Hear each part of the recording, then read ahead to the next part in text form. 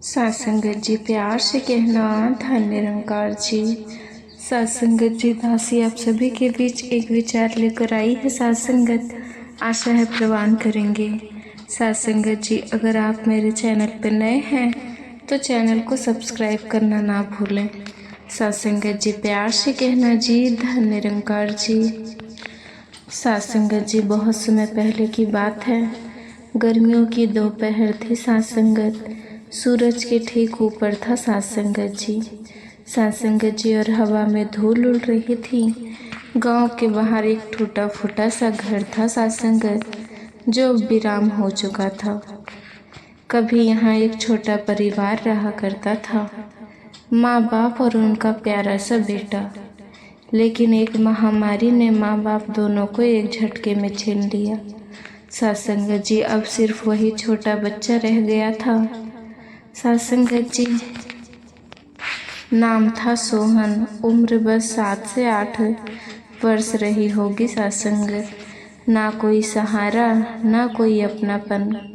गांव वाले तो अपनी ही जिंदगी में पड़ी थी। सत्संगत कौन सी अनाथ की चिंता करता। सत्संगत जी इन्हीं हालतों में गांव के सबसे बड़े जमींदार भानु सिंह ने उसे अपने घर बुला लिया। काम करोगे तो खाने को मिलेगा। सत्संगत जी भानु सिंह ने सख्त आवाज में कहा था। सोहन को पता भी नहीं था कि इस दुनिया में और क्या क्या होता है।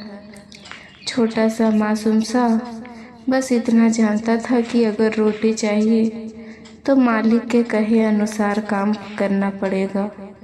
सुबह होते सोहन उठता, भैंसों को चारा डालता, खेत में पानी डालता। सत्संगत गंदगी साफ करता। शाम को थोड़ी सी रोटी और दाल थाली में मिल जाती। सत्संगत वही उसका इनाम था। सत्संगत जब गांव के बाकी बच्चे धूल में खेलते, नदियों में तैरते, पतंग उड़ाते, तो सत्संगत सोहन से उन्हें देखता रहता। कभी कभी दिल में सत्संगत जी कभी कभी दिल में टीस उठती, काश मेरे भी माँ बाप होते, मैं भी ऐसे खेल पाता, हंस पाता। एक दिन की बात है, सोहन खेत में भैंसों को चारा दे रहा था। सत्संगत धूप तेज थी, पसीने से लथपथ शरीर, नंगे फटे हुए कपड़े। तभी एक साधु महाराज उसे रास्ते से गुजरते दिखे। बिल्कुल सफ़ेद दाढ़ी, गेरुआ कपड़े, कंधे पर एक छोटा सा झोला। साधु ने सोहन को देखा। इतना छोटा बच्चा और इतनी मेहनत। साधु रुके, पानी मांगा। सत्संगत सोहन ने दौड़कर पानी लाकर दिया। साधु ने प्यार से पूछा, बेटा इतनी छोटी उम्र में खेतों में मेहनत कर रहे हो, क्या बात है? सोहन ने अपनी छोटी छोटी आँखों में दुख छिपाते हुए जवाब दिया, मेरे माता पिता नहीं हैं बाबा, गांव के भानु सिंह ने मुझे रखा है, मैं उनका काम करता हूँ। सत्संगत तो खाने को मिल जाता है। साधु ने गहरी सांस ली। बड़े प्यार से साधु ने कहा, बेटा ये जीवन तेरा है, सोच समझ कर जियो, किसी की गुलामी के लिए नहीं जन्मे हो तुम। सोहन की आंखें फैल गई। सत्संगत बाबा अगर मैं ये काम छोड़ दूं तो खाऊंगा क्या? मुझे तो कोई जानता भी नहीं। सत्संगत जी साधु मुस्कुराए, जिस काम के बदले तुझे एक रोटी मिल रही है, उसी मेहनत से तुझे दुनिया में कहीं भी दोगुनी रोटी मिल सकती है। सत्संगत जी सोहन सोच में पड़ गया। बाबा मैं तो किसी को नहीं जानता, मैं कहाँ जाऊँगा? साधु ने अपना थैला खोला, थोड़े से पुराने सिक्के मोहन के हाथ में रखे। बेटा गांव से थोड़ा दूर एक छोटा सा शहर है, वहाँ काम की कमी नहीं है, वहाँ पहुँच जाना, किसी घोड़ा गाड़ी वाले को देना, ये सिक्के वो तुझे पहुँचा देगा। सत्संगत जी सोहन कुछ नहीं समझ पा रहा था, लेकिन साधु का अपनापन, उनकी आंखों की चमक उसे एक अजीब सी उम्मीद दे रही थी। सोहन ने श्रद्धा से बाबा के पैर छुए, बिना ज़्यादा कुछ कहे। साथ संगत जी गाय लेकर लौट आया। उस रात सोहन ने फैसला कर लिया, अब उसे बस एक बार हिम्मत करनी थी। सुबह उठते ही बिना किसी को बताए चुपचाप गांव के बाहर निकल पड़ा। सड़क तक पहुंचा, घोड़ा गाड़ी वाला मुस्कुराया, चलो बच्चा बैठ जाओ। सासंगत जी सोहन की आंखों में डर भी था और उत्साह भी। कहाँ जाएंगे, क्या होगा पता नहीं, लेकिन पहली बार वो अपने मर्जी से कहीं जा रहा था, अपने लिए, अपने सपनों के लिए। घोड़ा गाड़ी की आवाज़ जब धीमी हो रही थी, सोहन धीरे धीरे शहर की ओर बढ़ रहा था। उसकी आंखों में एक अजीब सा उत्साह था सासंगत, लेकिन साथ ही दिल में डर भी था। उसे अब तक किसी ने नहीं समझाया था कि शहर में क्या होता है, कौन लोग होते हैं। बस वो साधु के कहे अनुसार चल रहा था। गाड़ी धीरे धीरे शहर में पहुंच गई। सड़कें भीड़ से भरी हुई थी सासंगत। चारों ओर इमारतें थीं, जिनमें से कुछ बहुत पुराने और कुछ बहुत नए लग रहे थे सासंगत। सोहन के चारों ओर देखा, उसे एक अजनबी दुनिया लग रही थी। सासंगत जी शहर का माहौल बहुत अलग था, बहुत तेज और अनिश्चित। वह जानता था कि अगर उसे यहाँ कुछ करना है तो उसे किसी को जाना होगा, लेकिन वह किससे संपर्क करता। घोड़ा गाड़ी रुकते ही सोहन ने गाड़ी वाले से पूछा, भैया यहाँ किससे मिलूँ, मुझे काम चाहिए। गाड़ी वाला हंसा, फिर उसने एक जगह की और इशारा किया, सासंगत वहाँ एक ढाबा है, वहाँ जाकर पूछ ले, बहुत काम है। सोहन ने धन्यवाद कहा और ढाबे की ओर बढ़ने लगा। रास्ता में उसे तरह तरह के लोग दिखाई दिए, कुछ शोर मचाते हुए, कुछ अपने काम में व्यस्त। हर कोई कहीं न कहीं अपने छोटे बड़े कामों में खोया हुआ था सासंगत। वो एकदम अकेला था, उसकी आंखों में डर और उम्मीद दोनों थे सासंगत जी। सासंगत जी वो ढाबा बड़ा ही साधारण सा था। छोटा सा बोर्ड लटका था जिस पर लिखा था चाय और खाने का स्टॉल। सोहन ने धीरे से दरवाज़ा खोला। अंदर हल्की सी धुनासी गंध थी सासंगत, और कुछ लोग चाय पी रहे थे, कुछ रोटियां खा रहे थे, कुछ अंदर घुसा और एक कोने में गया। सासंगत खड़ा था सासंगत। एक आदमी अंदर बैठा था जिसने सोहन को देखा और एक चाय का कप सामने रख दिया। क्या काम है बच्चा, वो आदमी बोला। सासंगत जी वो थोड़ा मुस्कुराया, फिर सोहन को गौर से देखा। सोहन ने हिम्मत जुटाते हुए कहा, बाबा मुझे काम चाहिए, मेरे पास कुछ पैसे हैं, मैंने सुना है यहाँ काम मिलता है सासंगत। आदमी ने सोहन की आंखों में देखा, उसकी आंखों में कुछ अलग सा मासूमियत इरादा था सासंगत। और संघर्ष क्या है सासंगत जी तेरा, वो आदमी बोला। सोहन अपने हल्की सी आवाज़ में कहा, अच्छा ठीक है, यहाँ बैठते रहे, जैसे और भी लोग आए हैं, काम शुरू कर और जो भी काम मिल जाए वो कर, हम तुझे काम देते रहेंगे। सासंगत जी आदमी ने कहा। सोहन ने थोड़ा सोचा, फिर उसने हाँ कह दी। वो उस आदमी के पास बैठने लगा। धीरे धीरे वो ढाबे पर काम करने लगा। चाय देना, कप साफ करना, टेबल सजाना, कोई भी काम उसे छोटा नहीं लगता था। उसने जो भी काम किया दिल से किया। ऐसे ही कुछ दिन बीत गए। सासंगत जी सोहन की मेहनत और लगन को देख ढाबे वाला आदमी भी प्रभावित हुआ सासंगत। वो अक्सर सोहन को देखकर सोचता कि ये लड़का कुछ बड़ा करेगा।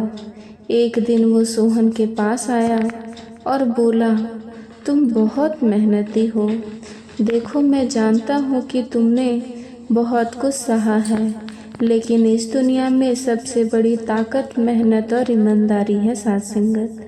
तुम जैसे लड़के को खोना नहीं चाहिए। सोहन की आंखों में चमक आ गई। साथ संगत जी बाबा आप क्या चाहते हैं? मोहन ने साथ संगत जी बिना झिझक पूछा। तुम क्या करते हो मुझे नहीं पता, लेकिन जो तुम करते हो बहुत अच्छा करते हो। साथ संगत जी मैं तुमसे एक सवाल पूछता हूँ। ढाबे वाला आदमी बोला, तुम क्या बनना चाहते हो? साथ संगत जी सोहन थोड़ी देर के लिए चुप हो गया। वो ये सोचने लगा कि अब तक उसकी ज़िंदगी का उद्देश्य बस रोटी कमाना था, लेकिन अब वो खुद को कुछ और बनते हुए देख सकता था। साथ संगत मैं नहीं जानता, सोहन ने धीरे से कहा। मैं किसी को दिखाना चाहता हूँ कि मैं कुछ बड़ा कर सकता हूँ। ठीक है, ढाबे वाला आदमी बोला। मैं तुमसे एक और सवाल पूछता हूँ। तुम अपनी मेहनत से क्या चाहते हो? सोहन को कुछ पल के लिए शांत हो गया। मैं चाहता हूँ कि मेरे पास सब कुछ हो, मैं अपनी मेहनत से सब कुछ पा सकूं। तो तुम यह काम करना जारी रखो। ढाबे वाला आदमी बोला, साथ संगत तुम खुद को साबित करो और मुझे पूरा यकीन है कि तुम कुछ बड़ा करोगे। साथ संगत वह सोहन के लिए पहला व्यक्ति था जिसने उसकी मेहनत को समझा था और उसे हिम्मत दी थी। साथ संगत सोहन अब सच्चे दिल से अपने काम को करने लगा। साथ संगत जी ढाबे पर काम करते करते वो धीरे धीरे ढाबे वाले से कई बातें सीखने लगा। वो जानने लगा कि मेहनत में सच में ताकत होती है। वो जितना मेहनत करता गया उसकी दुनिया उतनी ही बदलने लगी। साथ संगत लेकिन उसकी किस्मत उसे और भी दूर ले जाने वाली थी। साथ संगत ऐसे ही दिन गुजरते गए। सोहन अब ढाबे का सबसे भरोसेमंद लड़का बन गया था। चाहे सुबह हो या रात, चाहे धूप हो या बारिश, सोहन हमेशा मुस्कुराते हुए काम करता था। धीरे धीरे ग्राहकों में भी उसकी पहचान बन गई थी। जो भी ढाबे पर आता सोहन की सेवा और मुस्कुराहट देखकर खुश हो जाता। साथ संगत ढाबे वाला जिसे लोग प्यार से मालिक कहकर बुलाते थे, साथ संगत जी सोहन पर गर्व महसूस करने लगा था। लेकिन एक दिन सब कुछ अचानक बदल गया। साथ संगत जी उस दिन सुबह से ही मालिक की तबीयत बहुत ठीक नहीं लग रही थी। चेहरे पर थकावट साफ दिखाई दे रही थी। सोहन ने देखा तो पास जाकर पूछा, साथ संगत जी मालिक सब ठीक तो है? आप बहुत थके हुए लग रहे हैं। साथ संगत जी मालिक ने जबरन मुस्कुराते हुए कहा, कुछ नहीं बेटा, बस थोड़ी कमजोरी लग रही है, तो फिक्र ना कर। पर सोहन की मासूम आंखों ने देख लिया था कि बात कुछ और भी। दिन भर काम करते हुए भी साथ संगत सोहन की नज़र मालिक पर बनी रही। शाम होते होते मालिक की हालत और बिगड़ने लगी। वो खांसते खांसते बैठ गए। सोहन दौड़ता हुआ उनके पास गया। मालिक आप ठीक तो हो? सोहन ने घबराते हुए पूछा। मालिक ने सोहन का हाथ पकड़ लिया।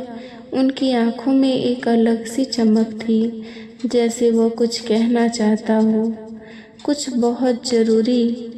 कमज़ोर आवाज़ में मालिक बोले, बैठ बेटा, मैं तुझसे कुछ बातें करना चाहता हूँ। साथ संगत जी सोहन तुरंत पास बैठ गया। मालिक ने कांपती हुई आवाज़ में कहा, बेटा मैं भी एक अनाथ था, मेरे भी कोई माँ बाप नहीं थे। साथ संगत जी सोहन चौंक गया। वो सोच भी नहीं सकता था कि जो आदमी आज इतने लोगों को खाना खिला रहा है, जिसने खुद उसे सहारा दिया, वो कभी बेसहारा था। मालिक ने आगे कहा, मैंने कभी किसी को नहीं बताया। मैं नहीं चाहता था कि लोग मुझ पर तरस खाएं। मैंने अपनी तकदीर खुद बनाई। इस ढाबे को अपने पसीने से खड़ा किया, खुद कमाया, खुद जिया और किसी से कोई शिकायत नहीं की। साथ संगत सोहन की आंखों में आंसू भर आए। वो जान गया था कि सामने बैठा ये आदमी सिर्फ एक मालिक नहीं बल्कि एक योद्धा था, जिसने जिंदगी से लड़कर अपने लिए जगह बनाई थी। साथ संगत बेटा, मालिक ने बड़ी मुश्किल से बोलते हुए कहा, अब मैं बूढ़ा हो चला हूँ, पता नहीं आगे कितना जीऊँगा, पर मेरी एक इच्छा है। क्या मालिक? सोहन ने भीगी आंखों से पूछा। मैं चाहता हूँ कि अब इस ढाबे की जिम्मेदारी तू संभाले। साथ संगत जी, सोहन स्तंभ रह गया।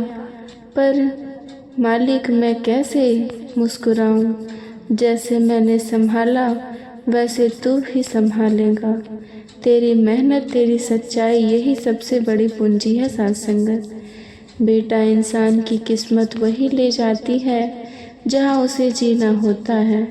शायद तेरी किस्मत तुझे इस ढाबे तक लाई है और अब इसे आगे बढ़ाने का समय तेरा है। साथ संगत जी, सोहन का दिल धड़कने लगा।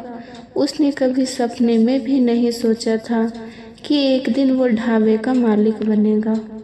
साथ संगत जी, सोहन ने हाथ पकड़ते हुए वचन लिया, वादा कर कि तू इसे ईमानदारी से चलाएगा, जैसे मैं चाहता था कि कोई मेरा अपना होता, वैसे अब तू मेरा अपना है। साथ संगत जी, सोहन की आंखों से आंसू बहने लगे। उसने हाथ जोड़कर कहा, मालिक नहीं बाबा, मैं वादा करता हूँ आपकी इस अमानत को कभी नीचा नहीं देखूंगा। साथ संगत जी, मालिक मुस्कुराए। उनकी आंखों से भी 2 बूंद आंसू टपक पड़ी। शायद उन्होंने पहली बार किसी को अपना माना था। उस रात सोहन सारी रात जागता रहा। वो कभी मालिक को देखता, कभी ढाबे की दीवारों को। उसे लगने लगा था कि ये जगह अब उसकी ज़िंदगी का हिस्सा बन चुकी है। वो जान गया था कि किस्मत ने उसे यहाँ इसीलिए पहुँचाया था ताकि वो खुद को साबित कर सके, ताकि वह भी किसी दिन किसी और बेसहारे के लिए आसरा बन सके। साथ संगत अगली सुबह जब सूरज की किरणें ढाबे पर पड़ी तो सोहन ने खुद को बदलते हुए मासूम किया और महसूस भी किया। साथ संगत अब वो सिर्फ एक काम करने वाला लड़का नहीं था, अब वो एक जिम्मेदारी आदमी था। साथ संगत जी, उसने ढाबे की साफ सफाई से शुरुआत की। टेबल, कुर्सियाँ, रसोई सब चमक उठी। साथ संगत ग्राहकों से और भी प्यार से पेश आने लगा। जो भी आता ढाबे की गर्मजोशी से खिंच जाता। साथ संगत धीरे धीरे ढाबे का नाम पूरे इलाके में फैलने लगा। लोग कहते उस छोटे लड़के का ढाबा जरूर जाना, वहाँ दिल से सेवा मिलती है। साथ संगत जी, सोहन का संघर्ष, उसकी सच्चाई और सबसे बढ़कर उसकी किस्मत जो उसे वहाँ ले गई थी। साथ संगत जहाँ उसने सपने में भी नहीं पहुँच सकते थे।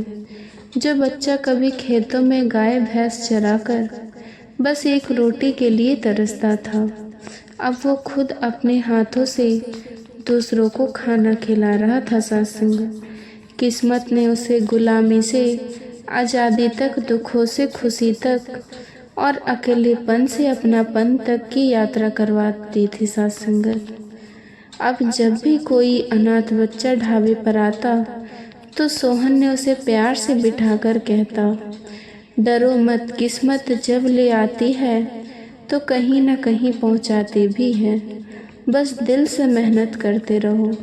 साथ संगत ज़िंदगी में किस्मत का बहुत बड़ा हाथ होता है, लेकिन किस्मत भी उसी का साथ देता है जो खुद अपने लिए लड़ता है, जो मेहनत से हार नहीं मानता। साथ संगत जी, सोहन का जन्म अनाथ होकर हुआ, ना माँ बाप का सहारा और ना प्यार से बचपन से ही मजदूरी उसकी किस्मत बन गई थी साथ संगत। पर जब उसने ठान लिया कि उसे गुलामी से निकालना है, तब किस्मत ने भी उसके लिए रास्ते खोलने शुरू कर दिए। अगर सोहन की वही गांव में रहकर सारी उम्र जिम्मेदार की गाय चराता साथ संगत, तो उसकी ज़िंदगी कभी नहीं बदलती। लेकिन एक साधु की बातों से उसे एहसास हुआ कि अपना भाग्य खुद बनाना पड़ता है। उसकी एक छोटी सी हिम्मत, गांव छोड़ने का फैसला उसकी पूरी ज़िंदगी बदल गई साथ संगत। ढाबे पर काम करते वक्त भी सोहन ने कोई शिकायत नहीं की।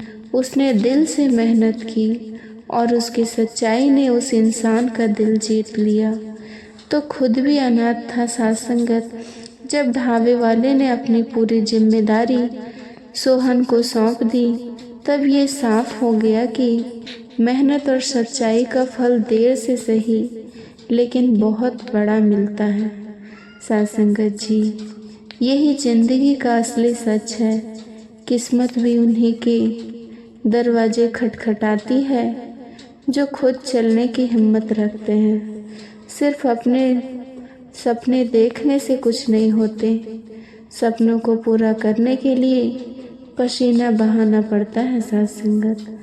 अगर ये कहानी अच्छी लगी तो इसको लाइक एंड शेयर सब्सक्राइब साथ संगत जी। साथ ही सब्सक्राइब करना ना भूलें साथ संगत जी। प्यार से कहना धन्य निरंकार जी।